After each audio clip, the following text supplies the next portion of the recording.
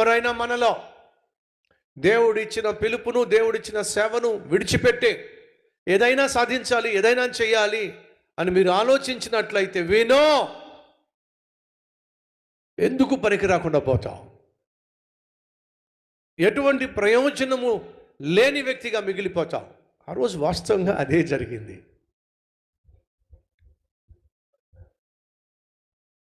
యేసుక్రీస్తు ఆ సముద్ర తీరాన వాక్య పరిచర్య చేస్తుంటే వాళ్ళందరూ వచ్చి మీద పడిపోతూ ఉంటే, ఒక విధంగా చెప్పాలంటే నిస్సహాయ స్థితిలో ఉండిపోయాడు. వీళ్ళందరినీ ఏం చేయాలి? మీద పడుతున్నారు. నేను ఏర్పరచుకున్న సేవకులేరి, నేను ఏర్పరచుకున్న శిష్యులు ఏరి బిజీ అయిపోయారు. దేంట్లో బిజీ అయ్యారు? సేవ కాకుండా ఇతర వాటిల్లో బిజీ అయిపోయారు. అప్పుడప్పుడు నేను చూస్తూ ఉంటాను, కొంతమంది సహోదరులు సేవ కాకుండా ఇతర వాటిలో చాలా బిజీ అయిపోతూ ఉంటారు. ఆ తర్వాత దివాలా తీసేస్తారు. గప్చిప్గా మళ్ళీ వచ్చి సేవలో జొరబడతారు, లేక సేవలో జాయిన్ అయిపోతారు. వాళ్ళు గమనిస్తూ ఉంటా, వాళ్ళు అనుకుంటారు బయట వాళ్ళు ఏం చేస్తున్నారో నాకు తెలియదు అని చెప్పి. బయట వాళ్ళు ఏం చేస్తున్నారో ఎంతో కొంత దేవుడు నాకు ఆ జ్ఞానం ఇచ్చాడు, పని కట్టుకుని తెలుసుకునే ప్రయత్నం చేయను.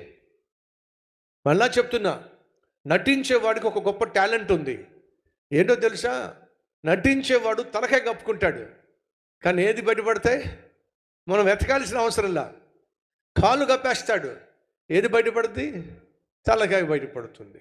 ఎలా తెలిసింది అయ్యగారికి? తెలియాల్సిన అవసరం లేదు. నటించేవాడుకున్న గొప్పతనమే లోకానికి తెలియజేస్తాడు వాడు ఏం చేస్తున్నాడో. అర్థం చేసుకోండి. దేవుని సేవ చేయడానికి ఏర్పరచబడిన, పిలువబడిన పేతురు, అంద్రయ్య, యోహాను, యాకోబు సేవ చేస్తామని చెప్పి సమస్తము విడిచిపెట్టి సేవ చేయాల్సిన సమయంలో, సంపూర్ణంగా సేవ చేయాల్సిన సమయంలో ఏమైందో ఏమో, యేసయ్యను విడిచిపెట్టేసి వాళ్ళ పాత వ్యాపారాన్ని స్టార్ట్ చేసేశారు. జాగ్రత్త సహోదరుడా, జాగ్రత్త సహోదరి. నిన్ను పిలిచిన, నిన్ను ప్రేమించిన, నీకోసం ప్రాణం పెట్టిన యేసును విడిచిపెట్టి, యేసు ఇచ్చిన పిలుపును విడిచిపెట్టి, యేసు ఇచ్చిన పరిచర్యను విడిచిపెట్టి నువ్వు బయటికి వెళ్ళి ఏదైనా చేద్దాం అనుకుంటే నువ్వు చేయగలిగింది ఏమీ ఉండదో. ఎందుకని? నాకు విరుద్ధముగా మీరేమీ, నాకు వేరై ఉండి మీరు ఏమీ సాధించలేరు. మా సహోదరి వింటున్నావా?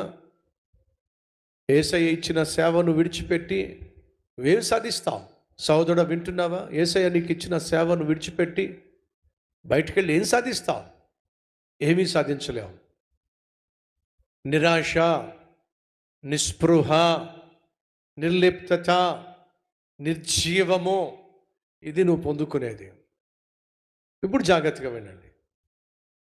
యేసుక్రీస్తుకు ఎవరు దూరం అయ్యారు? పేతురు, అంద్రయ్య, యాకోబు, యోహాను దూరం అయ్యారు. ఇప్పుడు నువ్వు దేవునికి దూరం అయ్యావు అనుకో, ఎవరు తిరిగి రావాలి చెప్పండి? నువ్వే తిరిగి రావాలి. దేవునికి దూరమై ఎవరు నష్టపోతారు?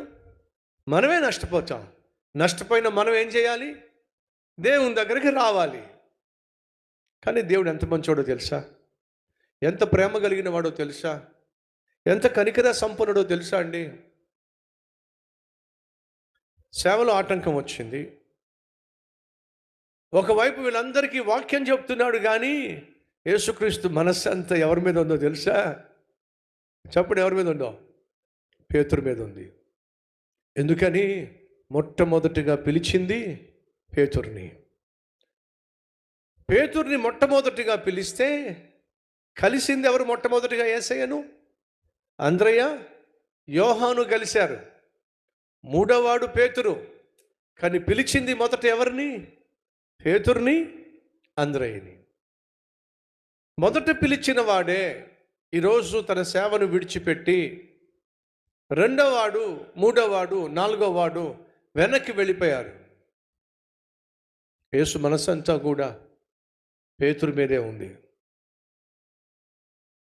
పేతురు ఏం చేస్తున్నాడు? సేవకు సహకరించవలసిన వాడు. కళ్ళ ముందు సేవ జరుగుతున్నా, కళ్ళ ముందు పరిచర్య జరుగుతున్నా, ఆ పరిచర్య ముమ్మరంగా జరుగుతున్నా, ఆ పరిచర్యలో చాలా అవసరాలు ఉన్నా, పేతురు మాత్రం ఏం చేస్తున్నాడు?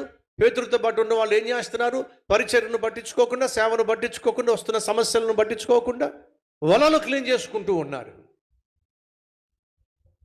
అటువంటి సమయంలో యేసు పేతురుని చూశాడు. పేతురు, కొంత సమయం ఈ పడవను వాడుకొనిస్తావా? మొదటిగా ఏం కోరాడు? పేతురు యొక్క సొత్తును కోరాడు.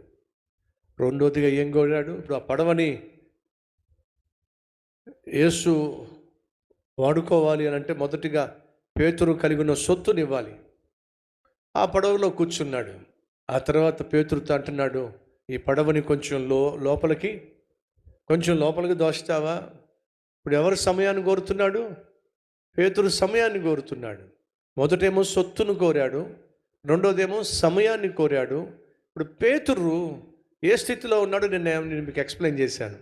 ఏ స్థితిలో ఉన్నాడో చెప్పండి. చాలా బిజీగా ఉన్నాడు. ఎందుకని? రాత్రంతా చేపలు పట్టడానికి వెళ్ళాడు. ఇప్పుడు చేపల వలలు చెత్త చెదారం పెరిగిపోయి కడుక్కుంటూ ఉన్నాడు. అది అత్యవసరం.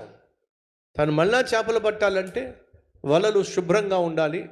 కాబట్టి తను చేసే పని తన కుటుంబ పోషణకు అత్యవసరం. చాలా బిజీగా ఉన్నాడు. అలా బిజీగా ఉన్న సమయంలో యేసు పేతుర్ని, నీ సొత్తు కావాలి, నీ సమయం కూడా నాకు కావాలి అన్నప్పుడు పేతురు చేసిన మొట్టమొదటి పని ఏంటో తెలుసా? తాను దేవునికి దూరం అయిపోయినా, అనగా దేవుని సేవకు దూరం అయిపోయినా, యేసు మరొక అవకాశం ఇస్తున్నప్పుడు పేతురు ఆలస్యం చేయలా.